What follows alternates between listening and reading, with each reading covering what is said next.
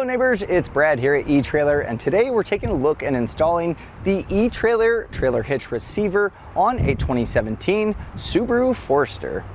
Now this is what the hitch is going to look like when it's actually installed on the vehicle, and you're going to see it's got a nice black powder coat finish on its steel construction, so it's going to be looking nice and black and not rusted because it has a little bit of corrosion proof with that coating. Now you're going to see this is a 2" by 2" receiver opening, and that's going to be great for a lot of different options, whether it be a ball mount, a bike rack, or a cargo carrier, and this is a very common size, so that's really nice to have. You're also going to see this is going to be a 5/8 hitch pin hole, and that's going to allow you to put your pin and clip in place to get your accessories in. Now this does not actually come with the pin and clip, so you're going to want to pick one of these up either here at eTrailer, or generally when you purchase an accessory, it'll actually come with a pin and clip. Now if you want to step it up to a better security for your accessories, there's actually locking ones available, and that way when you lock it up, you can leave your accessories on here and know that they're not going to leave in the hands of someone else. Now looking a little bit closer here, you're going to see it is an exposed cross tube, which means that you can actually see the portion of the hitch that hangs down, but overall it actually is tucked back pretty far, and it's a decent looking hitch, so you're not going to lose from the aesthetic of the vehicle. Something else you're going to see here is the plate style safety chain loop, which is going to be nice and open to put your actual normal size hooks or your larger clevis style when towing a trailer. Speaking of towing a trailer, some of the specs that this hitch is capable of is going to be a gross trailer weight rating of 3,500 pounds, which is the weight of the trailer plus the accessories loaded up on it. Now you also have a tongue weight rating, which is the downward pressure on the inside of the receiver tube opening, at 525 pounds. So that's going to be your suspended accessories like your cargo carriers or bike racks. Now this hitch cannot be used with weight distribution, and it's also important to check your vehicle's owner's manual to see what it's capable of towing, compare that with the specs of the hitch, and take the lower of those two numbers just to keep you safe. Now we'll take some quick measurements here. Now from the center of the hitch pin hole to the furthest point of the rear fascia, we're looking at about 3 inches, and that's going to be important for your folding accessories. You can measure that to make sure that they're not going to actually make contact with the rear fascia in their stowed position. We'll also check the ground clearance here.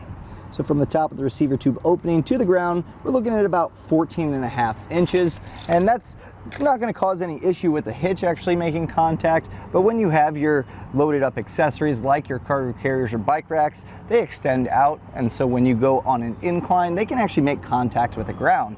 Now this is a pretty decent ground clearance, so I don't worry too much, but it is something to keep in mind when you are going up those heavy inclines or even on some maybe rougher terrain. Now having a hitch is really going to open up to what you can do with your vehicle, whether it be taking your bikes on an adventure or just creating a little bit more real estate with a cargo carrier, or just being able to pull a small trailer to knock out a few of those small household tasks. This is going to be a pretty easy install, and really you're going to be just dropping the muffler down. The hardest part is going to be enlarging one of the holes in the frame rail, but overall that's fairly easy to get done.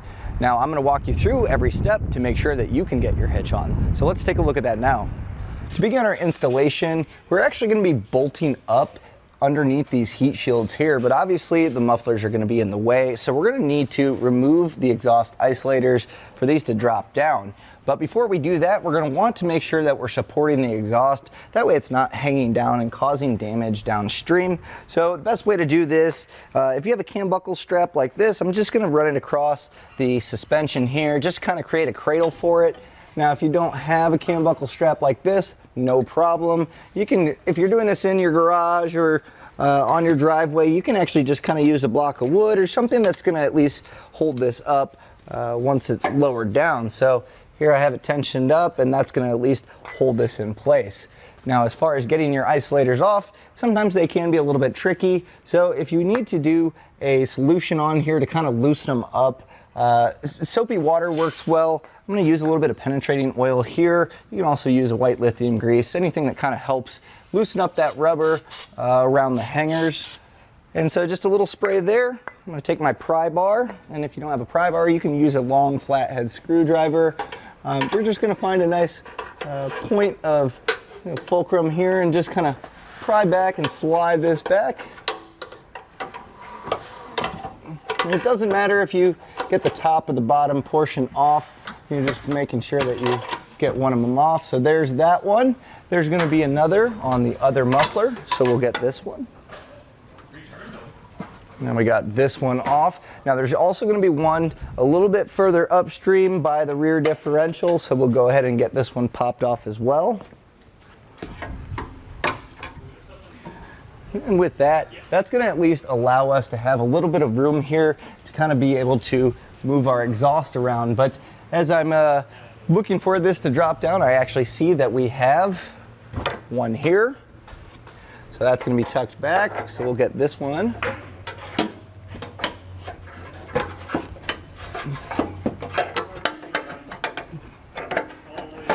Now do be careful, there's going to be some dust popping off, so I do recommend getting some safety glasses. It's just going to kind of protect your eyes from getting anything in them. There we go, that muffler dropped down. So now I'm going to go on the other side and get the one that's hiding back here. Okay, now you can see our exhaust is hanging down, but we have this strap holding it up for us. Now with our mufflers down and out of the way, you're going to see that we have our heat shield here.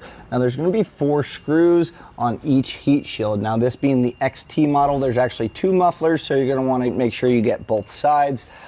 You can use a Phillips head screwdriver or a 10mm socket, doesn't matter. But we'll be removing this, and these will not be going back up, so you can kind of do whatever you want with them. If you want to hold on to them, by all means, but you can also toss them if you want to.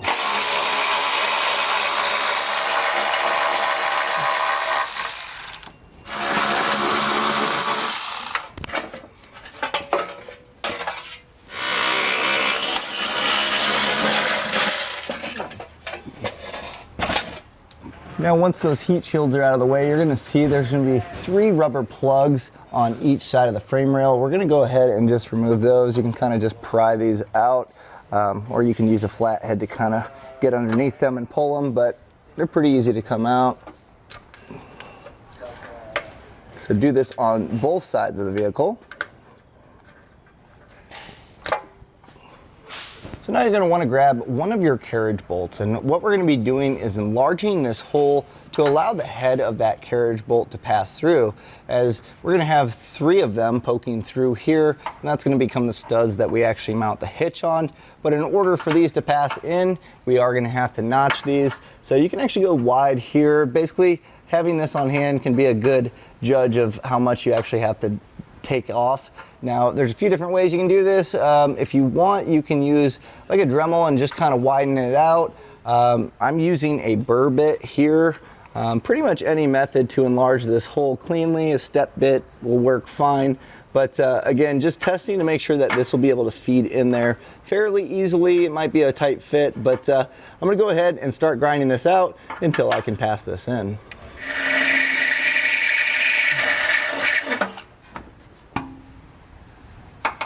So as you can see, there's still a bit to go, so I'm going to continue on here until we've opened this up enough to get the head of the carriage bolt in. So with that hole enlarged, you should be able to pass this in, and sometimes you may have to kind of put it in an angle like that, but this is kind of what we're looking for, and that's going to allow us to get these all in place. Now before I do that though, I'm going to just put a little bit of clear coat spray paint on this, because now that we have this raw metal, we don't want that turning into rust over time. So I'm just going to spray it. Now you can use a clear coat, you can use black, kind of whatever you have on hand, as it is going to be hidden by the hitch. Now we're going to need to grab a spacer block, the carriage bolt, as well as a fish wire, and we're going to be doing this same process on the other side. So if we do this, we'll hop over to the other side, but this is going to be pretty easy to do. We're going to take this coiled end, and what we're going to do is actually pass this through the hole to that center portion that we just enlarged, and just grab that coiled section here. Now be careful, it might be sharp from where you cut out, but once you have that passed through, what you're going to do is take the spacer block, and you're just going to pass this in. It should slide into the frame. And then you're going to take the carriage bolt, and this is just going to thread in on those coils there. And then you'll just pass the carriage bolt in.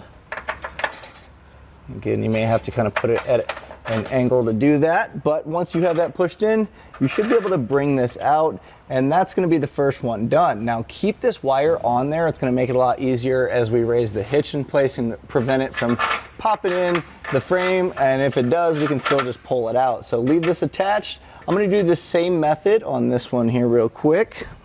And be careful, these wires, these can poke you in the eye as you're working on them, so just kind of be careful here, and if you have your safety glasses on, that should definitely help. Now this is going to go back this way,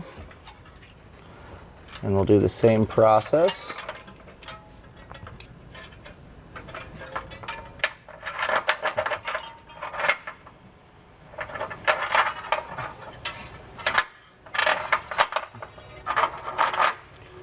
Now the center one, we're going to be doing a reverse fish wire, and I'll show you what that is. So we'll go ahead and take our spacer block and feed it over the coiled section, and then you're going to just take that carriage bolt, run it on that coil, and we're just going to pass this straight up here, and then follow it with that spacer block, and then we should be able to just pull this straight down, and that's going to give us our 3 studs where we're going to mount our hitch up. So we'll go ahead and repeat the same process on the other side. Now you might want to grab an extra set of hands as we kind of raise our hitch in place, but what we're going to be doing is kind of just feed these over the muffler, both ends, and what we're going to want to do is actually take those wires and feed them through the corresponding holes here. And you can go ahead and do that on both sides.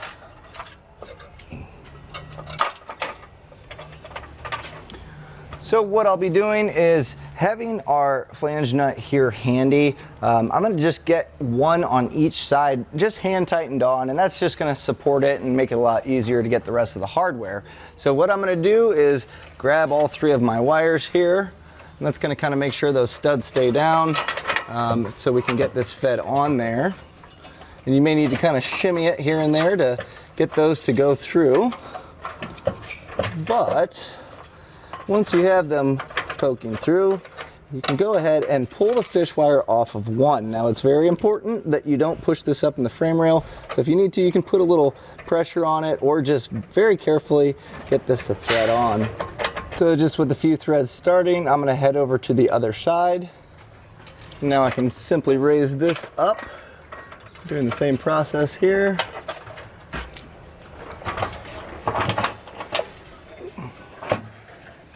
And then I'll just go ahead and get this pull wire off and get this one started. Now this is going to allow this hitch to be fully supported, so now I can go through and get the rest of the hardware on the remaining studs. So now we can go back and we're going to tighten these up with a 3/4 inch socket. Now we don't have to get too crazy here because we're going to go back with a torque wrench shortly after to make sure they're properly torqued down, but this will help snug up the hitch against the actual frame rail.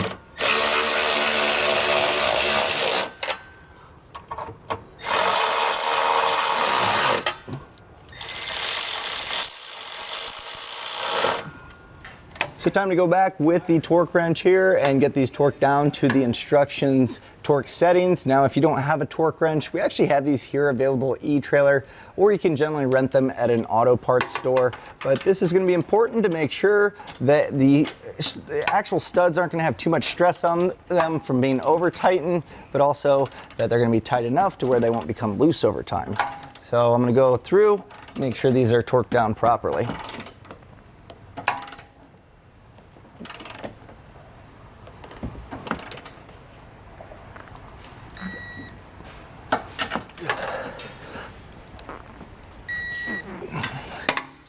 So with those torqued down, all we need to do is get our mufflers back in place and our isolators back on. Now it's going to be a little bit tight to get this one on here, so just take your time. And again, if you need to spray some lubricant on there, that is going to help a little bit. But we should be able to get this up and just kind of use your hands to align the hole and pop those back in. So we'll go ahead and do that for all of the isolators that we removed earlier. Our isolators are now back up, and so the muffler is secure, so we can actually take our supporting strap or block or whatever you use to support the exhaust off. And all that's left to do is actually get this car back on the ground, and then we can hook up and start using our hitch. And that was a look and installation of the eTrailer trailer hitch receiver on a 2017 Subaru Forester.